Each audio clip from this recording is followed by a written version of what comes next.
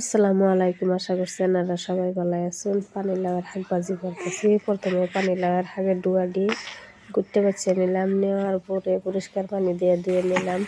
মরিচ কুচি, পেঁয়াজ কুচি, রসুন কুচি করে নিলাম। নিয়ে কেরাহি বহাই দিয়ে আদা, ডাঁড়াডি আর বুটটি সিদ্ধ করে পরে শাকটি দিয়ে নিমখ দিয়ে অল্প ভাপ দিয়ে নিলাম। নেওয়ার পরে পানি ফেলাই দিয়ে শাকটা আর পরে তেল দিলাম, রসুন কুচি, পেঁয়াজ কুচি, মরিচ কুচি দিয়ে দিলাম। দিয়ে লাল কালার হইলে শাকটি দিয়ে লাড়াচাড়ি করে নামালাম।